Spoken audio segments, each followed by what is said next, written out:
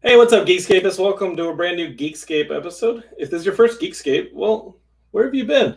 Uh, we're sitting here in quarantine. I've been live streaming the show out of Heidi's apartment. So I want to give you guys a little life update for those of you who've either just joined Geekscape for the first time or have been with us all those years from the beginning.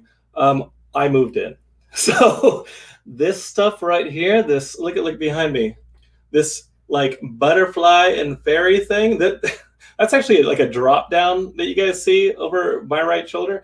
It's a little drop down that Heidi can just like unhook, and then she can do like her self tapes against like a little backdrop. So if you guys know Heidi as an actress, that's where she does her self tapes, and that's that setup behind me. So don't worry, there's a second bedroom, and I'm going to turn it into a studio. She's going to have no say because you know what? For the last couple months, I've been having to put up with this. I mean, what is this? There's like butterflies and fairy stuff, and you know what? I should be a little bit more gracious. She's let me broadcast to my internet friends for several months now, and I hope the quarantine's been going well for you guys. It's been okay. I was just talking to our guests, Tony and Ryan Smith. They have this new movie called Volition. It's coming out this weekend. It's actually up for pre-order right now.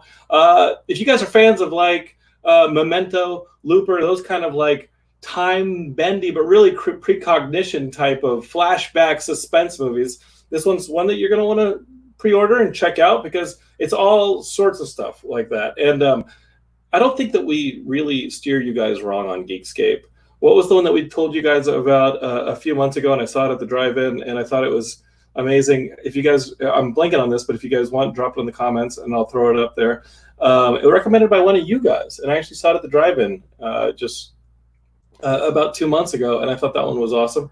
I can't steer you guys at all right now because I can't remember the movie, but it was fun. Volition's also fun, and I want to talk to them about it because they made it a few years ago, but they've been working on it even longer. And that had to have been like an up and down stressful situation where it's like, are we going to make our movie? Are we not? Should we make this movie? And then, releasing it in the time of Rona, that's an added complication. So we got to talk about that stuff. Why don't we play you guys the trailer? I think that'd be fun. Geekscape, if you're listening to this on the podcast, my apologies, but maybe you should go to our YouTube channel or our Facebook page and watch some of these video versions of the show. I got to tell you, last week, I know you podcast listeners did not get a podcast episode, but on our YouTube and on our Facebook, we actually did something pretty moving. If you've been with me a long time, you know June's a tough month for me because there at the end is the anniversary of my older brother being killed by a drunk driver. And I took that time to, this past Monday, kind of reclaim that date and say, you know what, this isn't going to be a day of sadness. This is going to be a day of celebration. And I actually streamed with like a bunch of our high school friends, and we just shared stories about my older brother. And it's actually up on our YouTube channel and up on the Geekscape Facebook page. And like over 1,000 people watched it. And it wasn't anything to do with movies, video games, comics, or any of this stuff that we talk about. It was just like reminiscing. And I loved it, and I loved the feedback, and that you guys were a part of it, and you get to learn a little something. And I also liked that my mom watched it like twice and cried, and then she had sent like all her family members in Mexico, and then they watched it and cried. So that's good, making family members cry. So if you guys are podcast listeners, that stuff's going on there. Get on the video on the YouTube channel and watch that. All right, I'm not going to filibuster anymore. I'm going to figure out. Stick with me. This technology is new for me. I'm going to figure out how to show you guys the Volition trailer. All right. This is the movie that comes out this Friday. It's up for pre-order. And again, if you guys are into like sci-fi Philip K. Dick style, no, I wouldn't say Philip K. Dick because that's, you think Blade Runner when I say that, but it did win the Philip K. Dick Award for science fiction. If you guys are into that stuff, check out this trailer. I'm going to share it right now. Here, I can figure this out. I love how I'm sharing a sci-fi trailer and technology seems to elude me. Here we go. Check that out. There's the trailer. Here we go. I can do this. I can do this. And I'm going to play it for you guys, all right? So hang tight. I'll be right back. Here's the trailer for Volition. It's out this Friday, and you guys can pre-order it right now. We'll share the website as soon as we're back, okay? Here we go.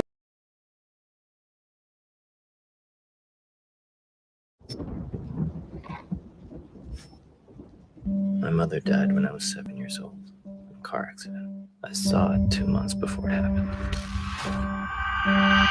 Jimmy in the flesh. So how's life? It's day to day, you know. I'm James. Angela. I got a proposition for you. I need you to do that thing you do in that head of yours. I need you to find safe passage for these.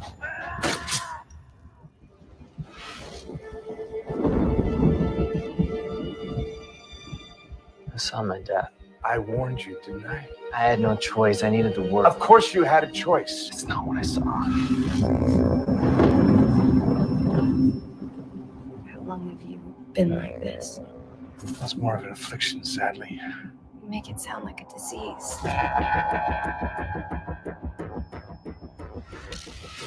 What about him saying that he saw the handoff? How many things are in that guy's head? Who knows what he saw? We're not safe here. We gotta go. I thought you said you saw this working out. I did. And what happened? I don't know. Right now, you've got to do everything in your power to change this. You've got to leave now. What's happening? You're beginning to fragment. You drilled it into my choices. This is going to be hard to understand. Maybe it's time you learned the truth about your condition.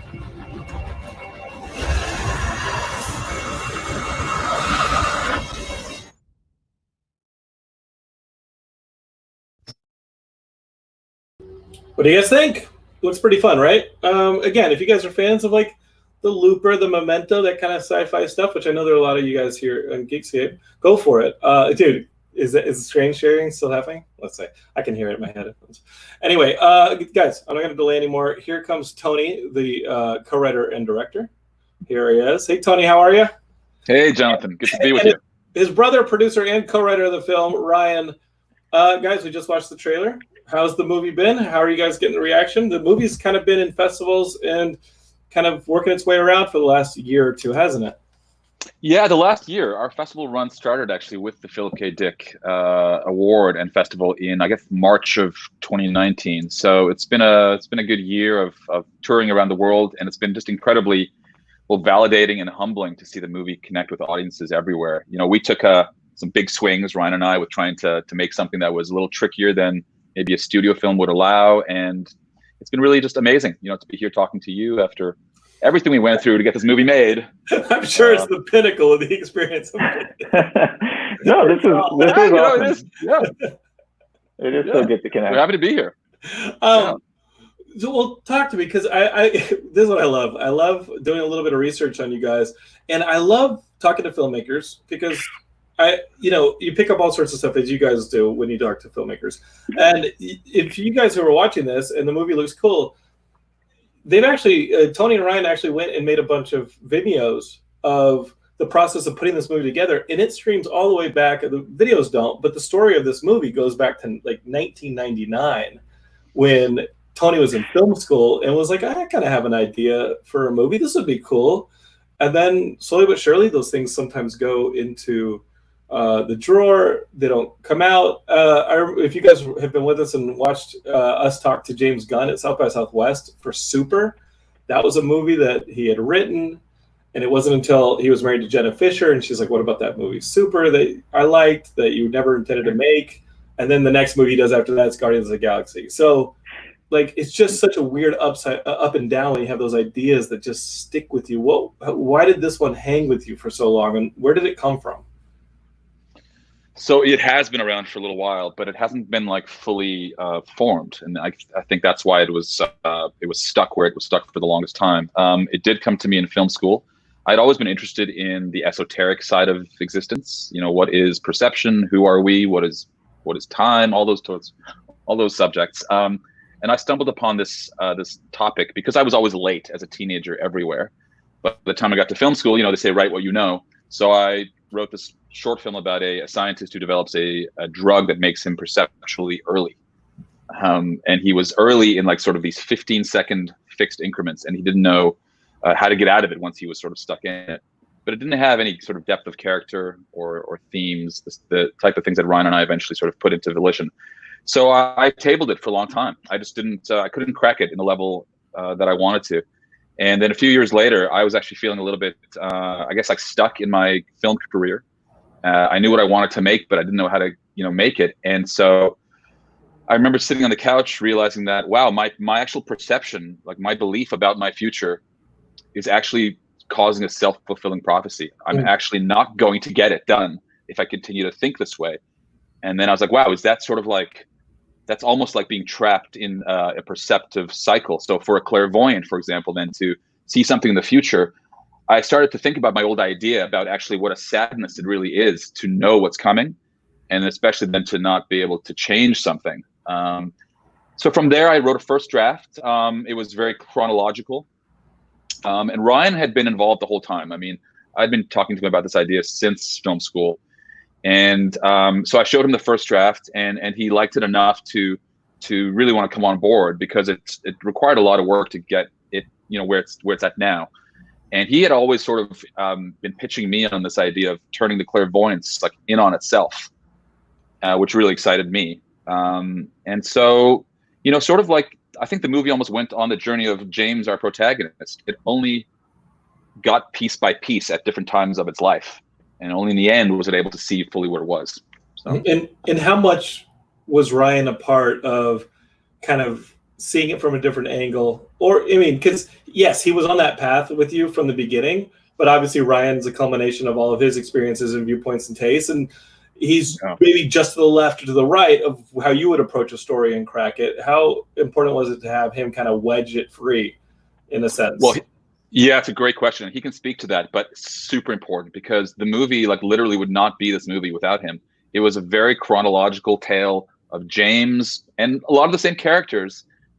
And I don't want to sort of say what it was about, but same thing, Diamond Heist, he sees his own death, all the same stuff. But what Ryan was sort of pushing me towards is something that I was probably really afraid to go into. And it was cool. It was an amazing, that's why we collaborate, I think, so well.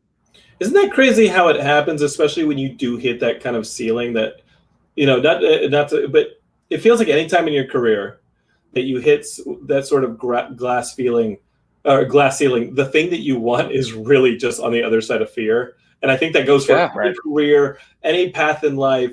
What you want is literally just that leap on the other side of fear. You just have to put your head down and go for it.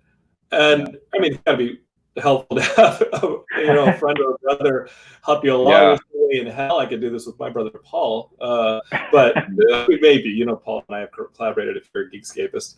But why don't you talk about that a bit, Ryan, and what you saw that maybe Tony had a blind spot, and maybe you saw it and brought your own experiences to it to kind of push it through.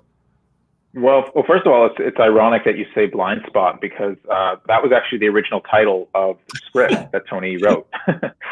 So I think I saw that in one of the Vimeo videos where you guys were talking about the process of writing the thing. That's right.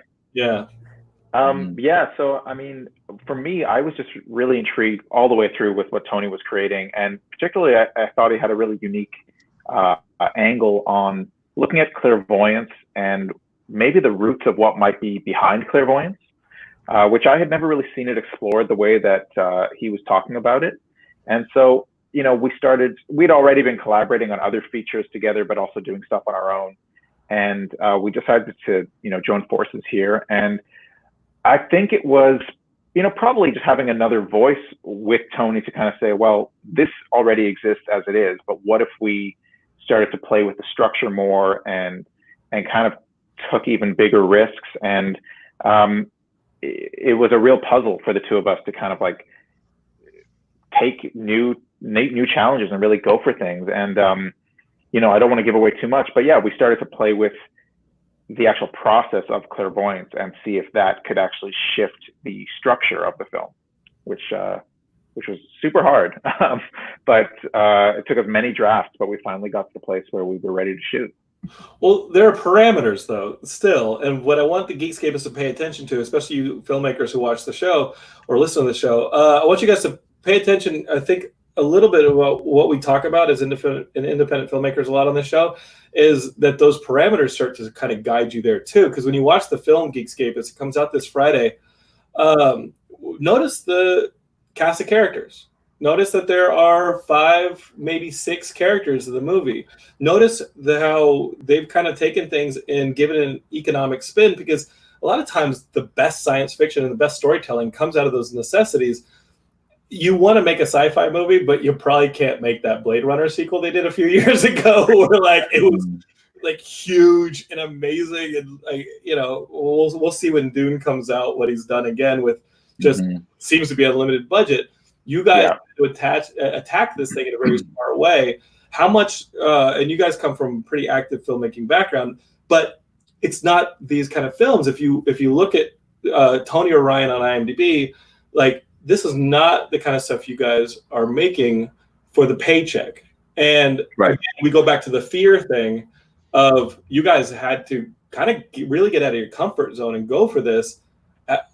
Was it knowing that you guys are going to kind of jump with this one and kind of let go in order to try and acquire a different style?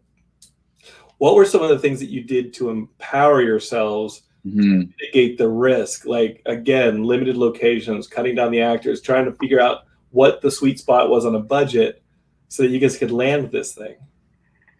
Yeah, I mean, we faced all of that, and really, the film itself is actually a testament to overcoming fear. You know, literally, James is paralyzed by his own fear of his death, and all of us, I think, as artists, filmmakers, you know, whatever we do in life, we have these dreams of us getting up and doing the good thing, and the thing that you go to the gym, write the script, but then when push comes to shove and the rubber meets the road, very often we retreat in failure. So, I mean, so the film is really about that on a deeper level. Ryan and I always talk about our personal work and how much it means to us. And yeah, we have a career that, you know, we're hired to do different things in the film industry. But as far as our personal brand, it's very much actually always been about this type of filmmaking, you know, our short films and things like that, and certainly in the future as well. But we knew that we had to place limitations on us if we were ever going to get this off the ground. And it got to the point where, you know, again, if you're sitting on your couch there and you're doing your day job, and you know that like to go and make the movie you want to make, you might have to quit the day job, you might have to say no to some work for a couple months. All of that is like just frightening. And we had to face it. I had to stop buying guitars. I've bought a couple now, but really, it's like, what are you going to trade to go off and do the thing that you want to do, which is going to allow you to break through that pane of glass that you're calling a cement wall? It's just a pane of glass, but it looks like a cement wall. And so we were willing to shoot the film for like $0. You know, we actually went off and we bought a Blackmagic Ursa Mini camera. We bought a couple lights. We bought the microphones. I bought a DJI Ronin Steadicam. We were going to make this movie ourselves. Like a Florida project. Like, you guys were right. Okay. Yeah, we were going scary. To. Yeah, but it's funny, you know, that willingness almost like showed the universe that we were like ready.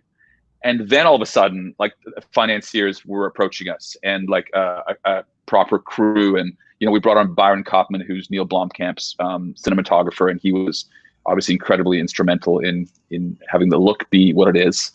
And so, yeah, the limitations I just think were really important for us. Right? I don't know if you want to just jump in here too. Yeah, I think also when even back to the script phase, it was, you know, even from Tony's first draft, it was clairvoyance and kind of that cerebral sci-fi allows you to explore these bigger ideas, but have them exist in a world that actually is already out there. And so, you know, we picked locations that were really well lived in. That, I mean, of course, we had Tony Dirk was our production designer, did an amazing job. But, you know, we also tried to find places that were pre-existing. We didn't build sets or anything like that. And then, you know, as for that fear, I mean, there was a ton of fear for both of us going into this. And, you know, a lot of times we always thought we would have some sort of like studio or producer that would come on and just take charge and let us do the creative stuff.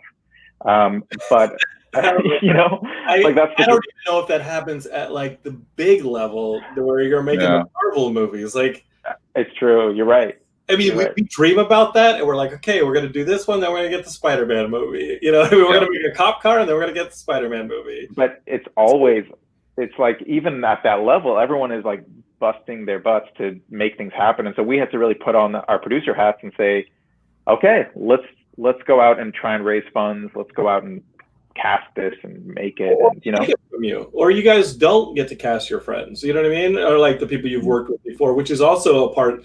Like getting John Cassini, who you guys had Tony had worked with before in television, getting him to be in the cast. Like, if you don't go out and raise those funds yourself, someone else gets the say on whether or not you get to work with John.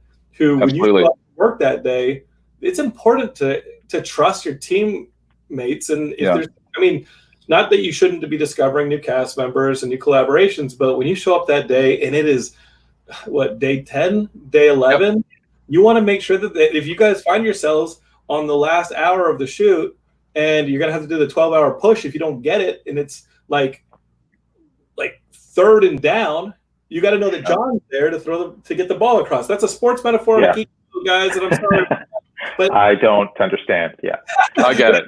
We've all found ourselves. I mean, as directors, we found ourselves in that position. And if you don't, if you're not the guy who raised the funds, someone else is going to call that shot. Yeah. That's actually a consideration that we were that was very at the front of our brains the entire time, because from the writing of the script, we needed to make something that we could stand behind, that we knew it was going to be risky. A studio kind of could not make this film because of the structural twists that are built in. And then we also knew that, okay, we're going to have probably a smaller budget than not.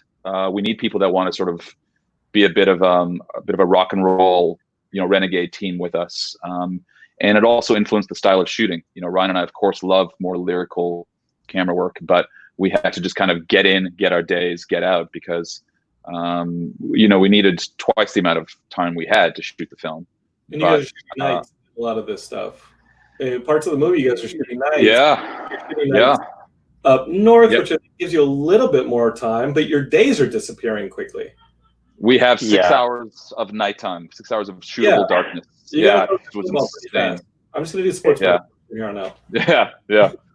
It was crazy, but our days and nights definitely blended. The shooting days were actually super long. Everyone really pulled their heart and soul and poured everything they had into the film. Yeah. And shooting in Vancouver in the summer with such short nights, it was kind of a bit of a nightmare, but we made it work, with shooting day for night in certain moments when we have to. Yeah, and Geekscape is, again, if you're an indie filmmaker out there, like the use of exteriors, that is the trade-off, is you will be racing the sun, but you also have probably a pretty nice location that looks like lived in, like Ryan was saying, but also you got to race the sun, and sometimes the lighting is big, sometimes the lighting is not a problem, but exteriors always comes down to like, what can you race that sun going over the hill, or hey, it just disappears so fast. Yeah, and for us too, Vancouver, it's like notoriously raining all the time, and but somehow like we avoided the rain, which is just unbelievable. And our film needs to have a consistent look. So in the summer, you guys did that. That's insane. Yes, but June rains a ton in Vancouver, and we of course chose to shoot in June, but it didn't rain, so we were lucky. But yeah, you're always up against the elements. Absolutely. We were researching Florida and had to just like a southern kind of thing. It could have been Georgia, it could have been Alabama, it could have been Louisiana. And my producer George, who's my partner in Geekscape, brings up that month in Florida where it's like hurricane season and everything's like super cheap. You can see they're super cheap, but you're running the risk that a freaking hurricane will land on your production or destroy whatever stage you're shooting on. Yeah. Oh my God. Yeah. You guys went crazy. But again, like you guys have spent a lot of time working in Vancouver. You guys have that team. If an emergency comes up, you need somebody to switch in a crew position or something. You guys have a pool to kind of use to make sure that the wheels keep moving on this thing. And those things come up on films. What was the biggest hurdle for you guys where it was like, you know what, we did all the planning? And again, go to the Volition Vimeo page and see these diary entries of you guys putting the movie together over the last couple of years. You guys are prepping. What was the big one where you guys were like, oh, we're about to lose a day, or we're about to lose a chunk? Oh man, you're having us revisit our trauma. We thought we could compartmentalize this away and welcome to Geekscape. Forget about it. Yeah, exactly. Good to be here. I mean, first of all, I got to say what I did not expect. I did not expect to get really, really ill, like sick with the flu, 4 days before we went to camera. Because you talk about facing fear, maybe that was it for me. My nerves. I knew I had to get the, and also just the exhaustion from the prep. You know, like I actually scheduled the film. My sister was our AD. Now she's a drama teacher, so she's used to like wrangling kids. But scheduling a movie like this, you know, she'd never scheduled any movie, and I had a kind of weird brain. So, and I knew how to, you know, at certain scenes we had to revisit in some ways, and so. I was exhausted from the scheduling, my storyboarding, and my shot listing before we even shot. So that was certainly, I mean, Ryan and I were literally like, what are we going to do? Like, Yeah. And what did we do? I wrapped myself in a blanket. I had a Robert Zemeckis hat on, and I actually quoted Zemeckis all the time from like what he has quoted from someone where, you know, pain is temporary, film is forever. I'll get through this. And honestly, you wouldn't have even known I was sick on set, because there's this like third. I mean, your energy you wouldn't have known, but like looking at him, he looked like a zombie.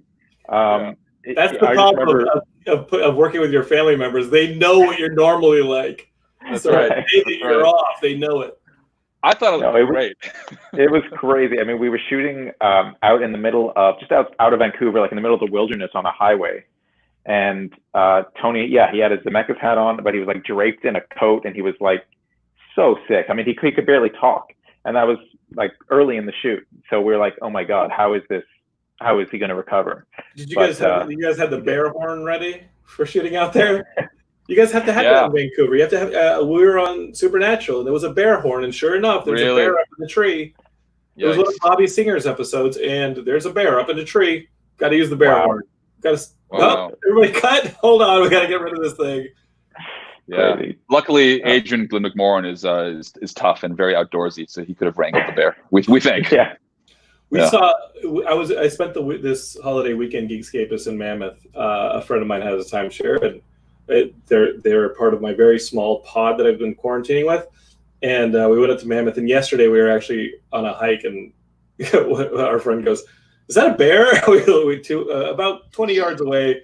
Wow! Bear just sitting there, slowly start making its way towards us, rummaging, and we were like, "Yeah, we should just keep moving." And so it was beautiful. Yeah. I thought about that air horn when you started saying shooting outside of Vancouver, because that was the only other time I've seen a bear in the wild.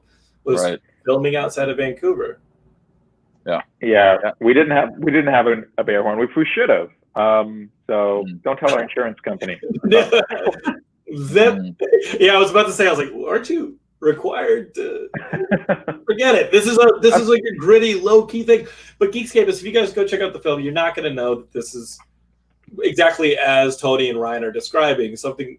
And there's so many like really solid films that you're like, wait, what? They use shoelaces for that? Scott Stockdike, who, I don't know if you Geekscapers remember this, but when Spider-Man 3 came out, Scott sat down with me. He was Dykstra's effects supervisor, and he ended up winning an Oscar for Spidey 2, the Tobey ones.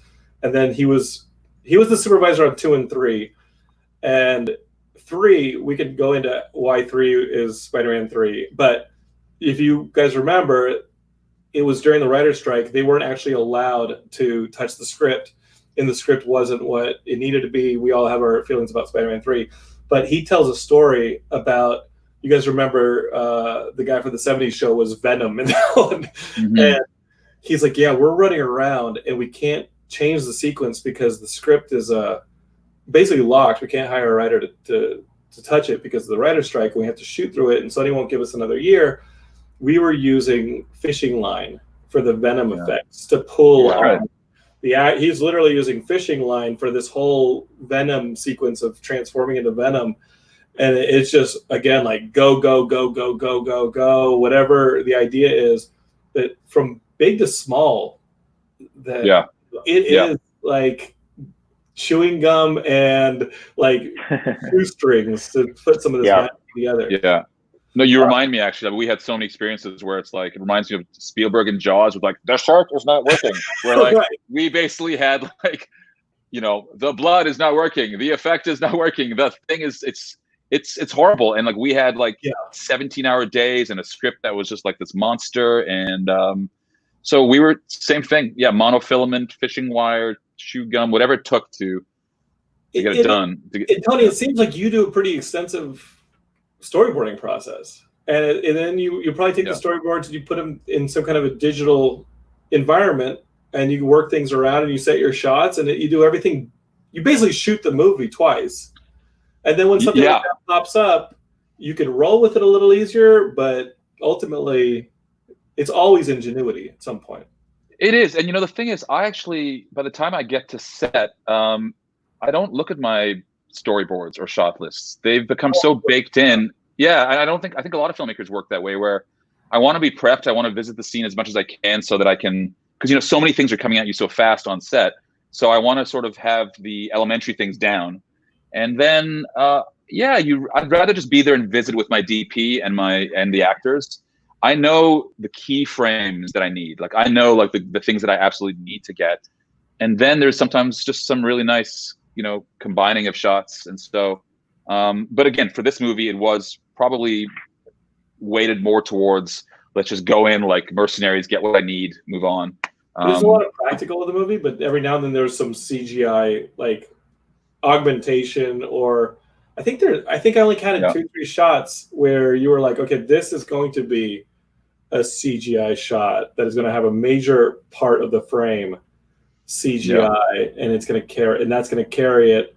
Is that nerve-wracking? Is that something that you felt like doing? How much of that was planned? How much of that just came out of the problem solving that needed to happen in post? Because it seemed like you were leaning pretty heavily on making as practical a film as you could. Yeah, we were. We wanted the whole thing to be grounded and for it to be sort of timeless in a way. The CGI is very minor, but it does. You're right. It's when it does appear, and there's like minor CGI and I'm not saying it's bad. No, for sure. I'm not saying it's bad. Yeah, but it's dramatic. Yeah, it's definitely. We, without giving anything away with what it is, we wanted to feel the weight of that moment, I suppose. And so, it was a choice that we made early on. And as filmmakers, I can be my own worst critic like every day of the week. So I go back and forth on some choices. I always will. But I stand by it. Well, I mean, you have to, the shots that we're talking about, I don't know how else you get those shots. Yeah, exactly. Right. They have not invented those cameras yet. So that's like one where you're just gonna have to be like, that's how you get the shot. Yeah. And that's actually what a couple of filmmakers said to me. They're like, you know what? Never really had a camera track something like that, so we've never seen it. So maybe it's okay. And it is, I think, is your point. Yeah. When Christopher Nolan does it next week and next month, we're all gonna be pissed. Exactly.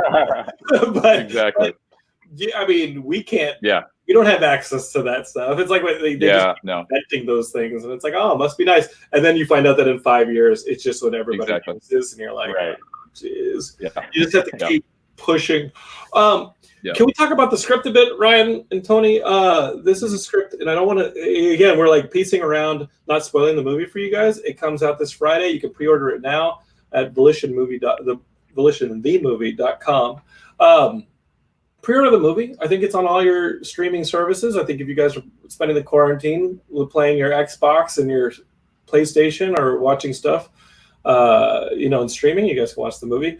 Talk about writing a script where there is precognition, and obviously with a precognition script, you have to think about like, oh, can the character affect change on the future if they know the future, and then does that turn into a little bit of a time bending script, and is there an open loop or a closed loop? Are they stuck on a track, or are they able to affect the future? It's a can of worms, and why I usually just write stupid jokes.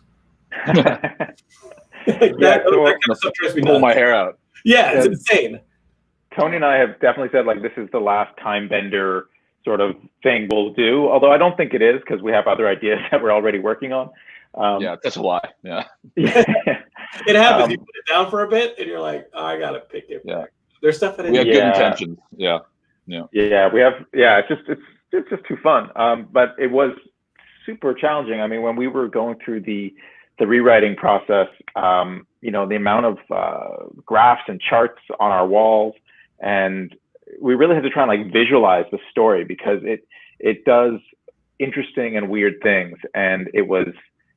At certain times, the writing space looked like a beautiful mind, like that room in a beautiful mind, and we kept looking at each other and just saying, "You have a beautiful mind," and I think that's, You do.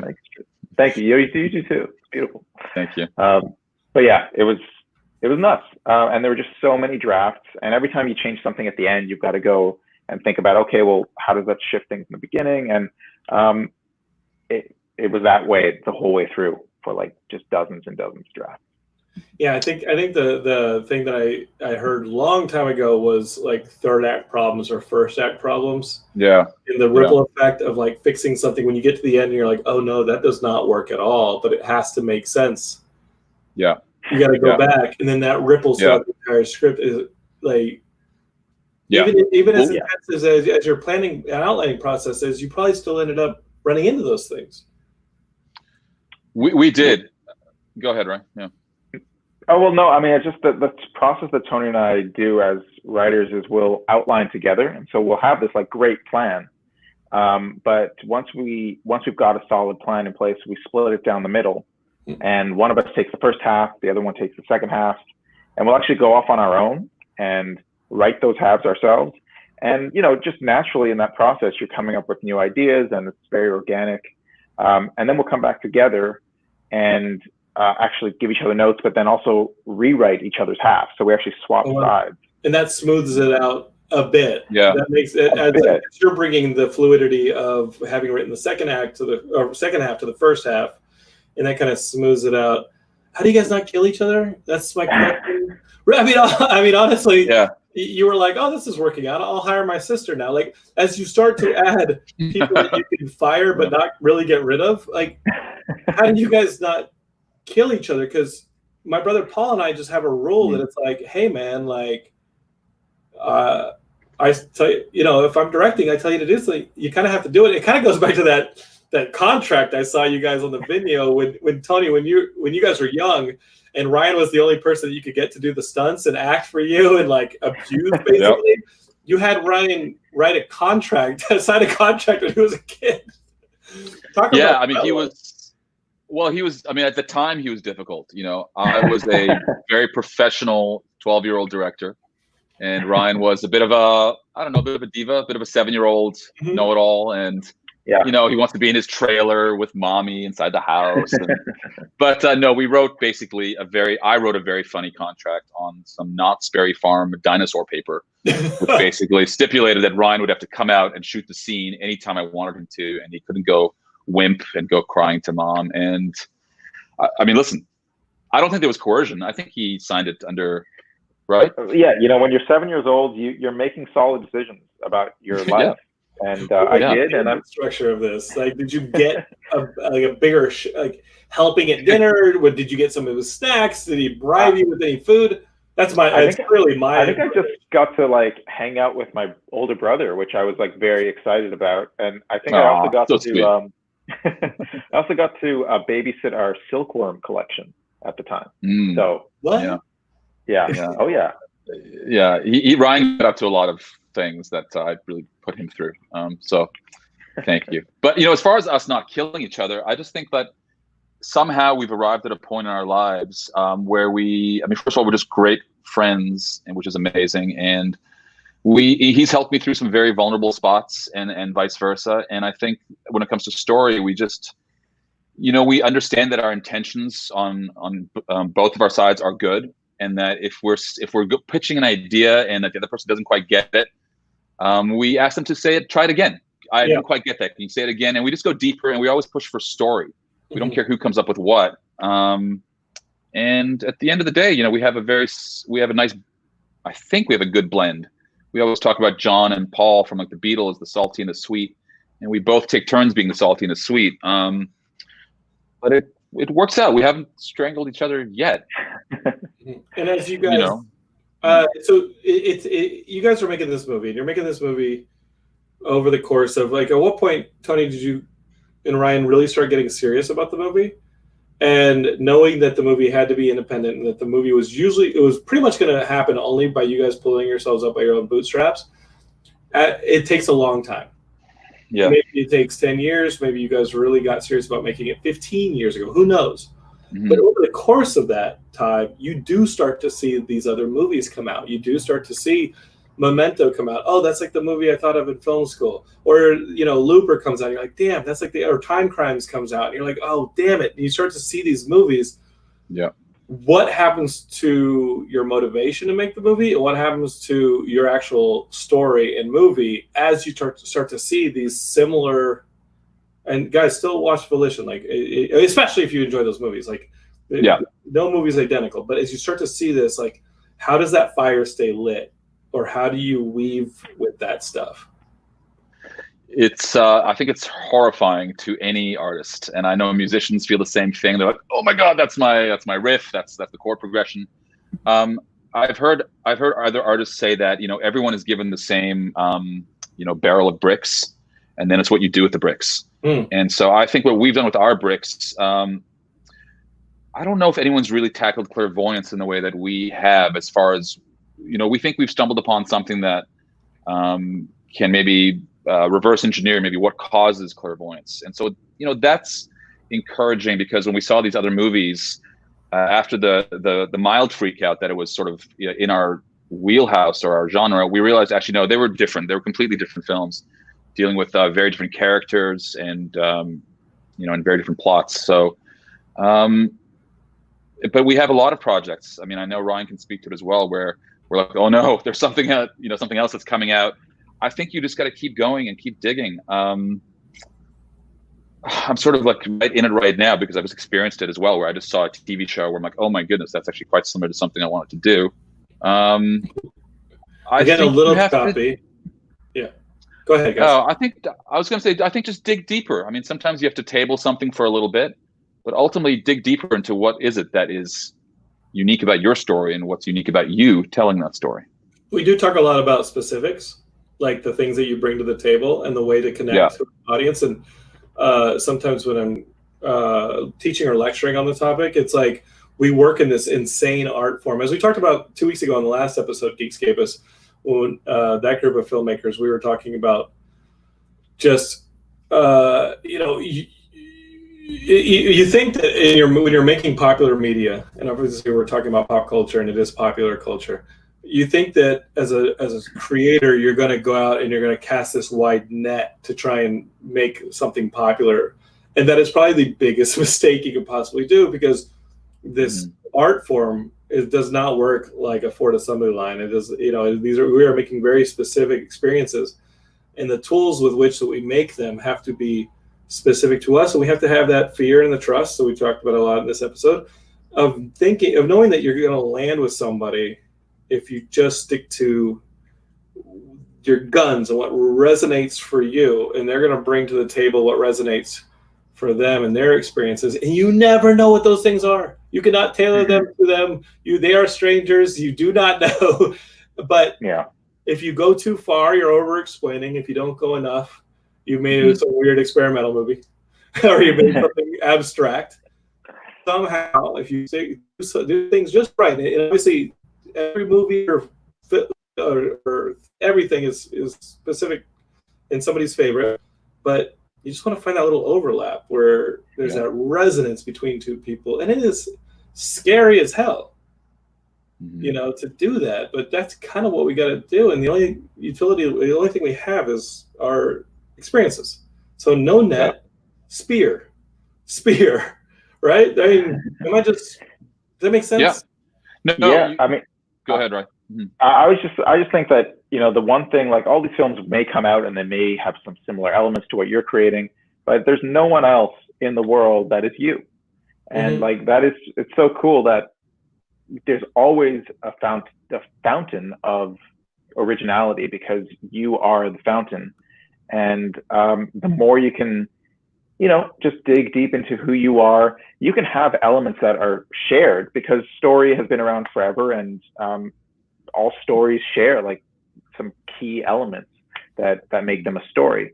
But for us with Volition and for the other projects that we're working on, we're always trying to tap into like, well, what is the emotional core of this for us, and how does it relate to things that we've gone through? And by tapping into that, we found that you actually connect with something that's incredibly personal, but it's also entirely universal because it's honest and it's true. And so I think we've always gone back to that whenever we've seen films that are kind of in the zone of whatever we're working on.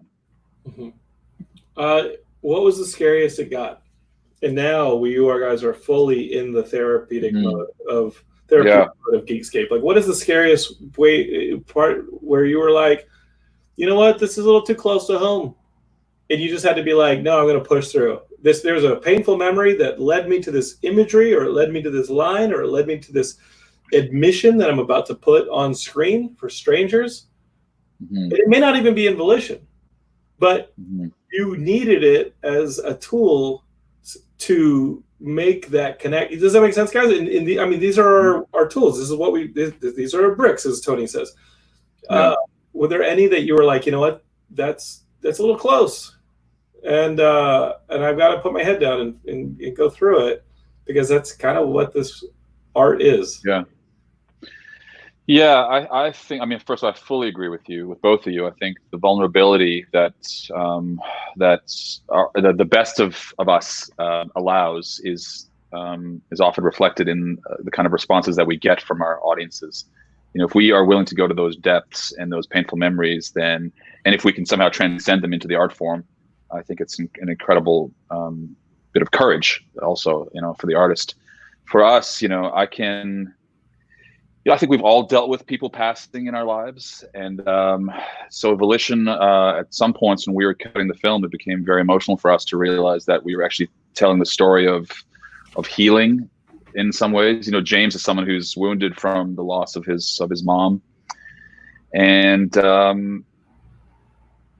he has suffered from 7 years old till 30, being a sort of in a state of paralysis with that wound. He's never fallen in love because love hurts too much. You know, so I can just relate to so much of all of that, I suppose. You know, the people that I've lost in my life, and then even seeing family members and grandparents, etc., that have been lost, and that their loss has still had an effect on their children, me being their grandchildren, and how I could see this film actually, you know, roundabout way offering also a bit of healing towards them. When, you know, if they could, a catharsis, if they can get through their own wound, their own fear. So that memory came up. That some of those inklings were. Did it become imagery? Did it become a color scheme, or a framing, or a performance piece? Did it become something on screen at that moment? Did you take a little bit of that truth for yourself and maybe augment a performance with it? It was definitely the essence of James's mother, and then also James's relationship with Angela. I realized at some point also during the pretty late on into the process that I, in some ways, was feeling like there were parts of me that were like James. You know, I've been stuck in my life, I've been fearful, et cetera, et cetera. And for him to be that vulnerable with Angela, who's someone who takes life by the horns and just goes for things wherever the river flows, right, with this character. So sort of realizing that was my ideal. That's someone that I needed in my life. I wish I could find that Angela. Going to those depths, I think with Magda Apanovich, who plays Angela, and Adrian, I think in that way it got imbued into the film. Recognition, how connected. Did it heal you from the addiction of buying guitars? You know, temporarily, yes. Because you put all your money into a movie. I know, exactly. You should see my comic book collection. It's got gaps called filmmaking in it. You know what? I need the comic book store to hold on to my comics a little longer. I'm making something. Exactly. Sure. Welcome to Geekscape. I mean, we get pretty serious into this talk. Do you guys just want to list your favorite Star Wars movies and rank them or something? Yeah, it's called the Machete Order. Yeah, you know what? That is a good way to watch the Star Wars movies. But I don't know how you fit in the JJ trilogy, or the Disney trilogy in there. It's just like, I don't know. A long time ago, we've said it many times on Geekscape. We realized that we love the pop culture, but we love it as a prism of talking about the real stuff. And welcome to the therapy of fantastic. That's why we make why we make this stuff. Do you guys want to Yeah, list your sure. top 5 time travel movies? Or no, I'm kidding. This movie is not about Yes. time travel. This movie is more about precognition. But It's time bending. I mean, it's related, Yeah. certainly. It's time bending. So he sees, actually, I should say very quickly, something that we just were so fascinated about from the beginning as it relates to time and perception.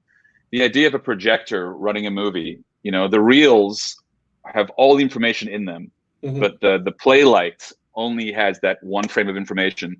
And so Ryan and I sort of locked into that rule. What if James is the playhead, is only seeing this, but really there's all of this world that ties him in. So I think that just to like really make this so serious that nobody wants to listen to this.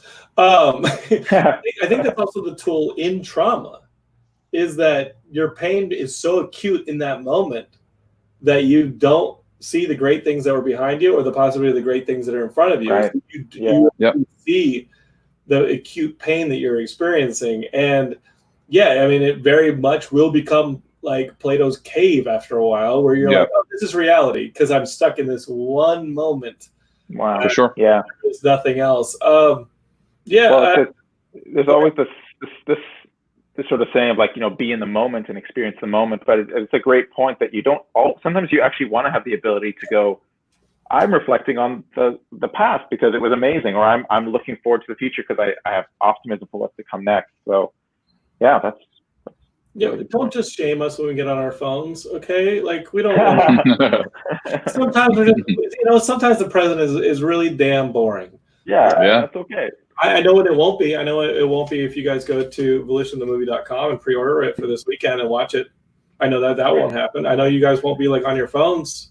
I know you won't be checking Twitter or the Facebook. Maybe you'll be listening to Geekscape. That'll be okay, but don't do it during the movie. Okay. Guys, We'll allow it. You did mention Robert Zemeckis, and I just gotta say, last week I saw that Roger Rabbit was on Disney Plus because I was like, oh yeah, Hamilton's coming out this Friday, and then I saw that Roger Rabbit was the thing that I could watch, waiting for Hamilton. That movie's airtight, perfect. I had not seen it in 20 years. Either. It is like an hour and a half. Every line, every action, the performance is like Bob Hoskins is a mime master. The movie is on another level, and I love Zemeckis. I think he's great, but holy shit! I gotta see it again. It's been so long, but I loved it. I loved it forever. When I was a kid. Yeah. I found myself asking if it was better than. Hold up, Back to the Future. Yeah, really. I know, really? I know. It sounds insane. Perfect film. I know. Back to the Future is also a perfect film, but Roger Rabbit is just incredible. Wow. And I mean, obviously, like What Lies Beneath and like those movies that are like, kind of like the later Zemeckis are pretty incredible. But I mean, those guys had to have been why you guys started making movies early on, right? Like, oh yeah, absolutely. I mean, Spielberg, Zemeckis. We got into James Cameron. I mean, we have such a long list of movie heroes. But started with we're those guys. We're born in South Africa, so like watching American content from South Africa, those guys just really embodied an optimism and a moral landscape that like we craved, and it was great escapism for us and aspirational for sure. And I think go ahead. Oh, I was going to say, like for Ryan and myself, we also love the idea that cinema is more than just entertainment. I mean, of course, it's got to entertain, but the way it can push story ideas, and that someone like Christopher Nolan, who we consider to be sort of like, the godfather of like esoteric blockbusters, he's doing these massive, big thinking films. But we love the lineage of sort of Nolan and Kubrick and James Cameron, and there's some great filmmakers now, Mike Cahill or Alex Garland or Neil Blomkamp. A lot of great storytelling that we want to do that think film can do. Yeah, the Ex Machina I thought was the best movie that came out that year that Alex Garland did. That was on another level. And here on Geekscape, we definitely wanted Alex Garland's sequels to Dredd. Like we wanted him to write some more Judge Dredd movies because we thought that was awesome. So I mean, we don't just get totally heady. Sometimes we just want to go up a building and just blow shit up. Amen to that. Yeah. You guys thinking maybe like little less technical on the next movie, maybe a little more like a through line and running gun or something, maybe a nice musical comedy in your future? Possibly. I mean, yeah, should we do our dance routine now? Should we do our dance routine now? Yeah, I mean, quarantine's fucked it all up, so you guys can do whatever the hell you want. We're not really going to make a movie that doesn't have puppets in it anytime soon. That's right. No, we have a bunch of ideas that we're working on, but yeah, definitely. You know, Volition was so clockworky in its making that we're hoping to, you know, do something that maybe doesn't have all those elements, but it's still going to be grounded, character-based, and playing with some headier ideas, because that's just where we tend to go. Yeah. I mean, at the end of the day, it's 2+ years on one of these things. You only get 70, 80, 90 if you're super healthy. You got to really economize how you're spending the years on the planet. And it's got to be a little bit more than, you know, it kind of has to scratch a lot of internal itches for you as a filmmaker. Mind, you know, again, why we don't just come on Geekscape and just start talking about why we think movies suck, because that helps nobody. And there's an entire internet out there if you want that kind of doom scrolling content where it's just like, oh, this stinks, that stinks. It's just, it's pointless. Guys, thank you for coming on the show. Like, thank you for being here. Geekscape is Volition the Movie is where you're going to find some information. That's a .com, volitionthemovie.com. You can pre-order it probably on any of those devices you've been using to get through quarantine and streaming. And I want you guys to go and support Tony and Ryan and figure that one out and just watch the movie this weekend. Have fun. Anything you guys want to add? Well, we're just very grateful, honestly. Like, it's an amazing thing to have the film get out there, and it's our first time experiencing any of this. So we just want to thank you and just thank our audience. And, you know, we hope they have an interesting time watching it, not just once, but hopefully twice, to see everything that needs to be seen in the film. Well, I don't. Yeah, and go ahead. I just want to say that, you know, please also there is stuff to talk about in the film, and so, you know, we're on Twitter at Tony Dean Smith, and I'm at Ryan Warren Smith, and we'd love to connect, because you know, that's what it's been like at the festival circuit, is like actually chatting with this community. So we'd love to continue that. And that is the last festival circuit we're going to get for like the next 3 years. I'm kidding. Yeah. You know what? Yeah. Like, social media, because like the festival circuit really does energize you as a filmmaker, and you're like, oh great, I wasn't just making something in a vacuum. You know what I mean? Like it is true. I mean, when you're making it, and so few movies get a chance to just have it become a hit. Like, it's so hard, guys, and I commend everybody who comes on this show. And again, why the Geekscapists need to help, you know, and go check out Volition. The festival circuit and just interacting with human beings, something we haven't done in months, is such a reward for so much of this.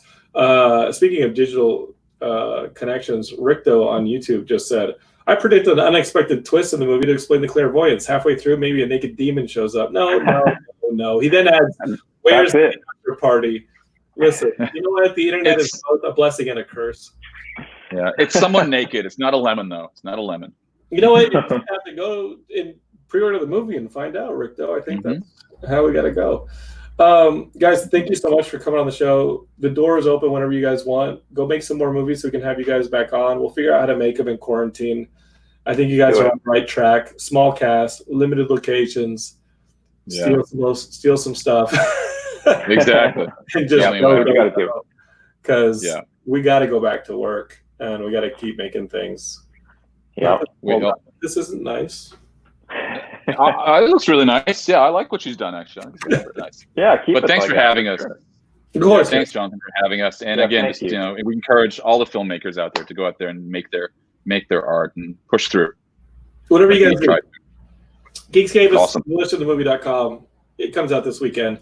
Pre-order it. If you're listening on the podcast a couple of days late, go back and watch the movie. You know, hang out, check it out. It's been good to talk to filmmakers again on the show, because we've been so socially minded. We've just been talking serious issues, and now we're talking art and filmmaking. And that's what you're going to get on Geekscape. If this is your first Geekscape, subscribe, share it with your friends, tell people about it, leave a review on iTunes, do all that stuff that'll help us out. I think I've got a video game-centric episode coming up next with somebody who's making like the ultimate guide to the NES, which, you know, that's a lot of our first game systems, so that'll be a good episode. But Ryan, Tony, Good luck with the rest of the movie. I'm going to drop you guys. Awesome. And we'll see you guys in the next one. Okay. Geekscape is, thank you so much for watching. Thank you so much for listening. And again, like I said, share it with your friends. Leave a great iTunes review if you enjoyed the show. And just share Geekscape. And I love you guys. And if you guys make art, make it with intention and don't hate. Create. You can take that energy, you can put it towards making something, and the world suddenly gets a little bit better. Okay? It's funny how that works. Love you guys, and we'll see you on the next one. Peace.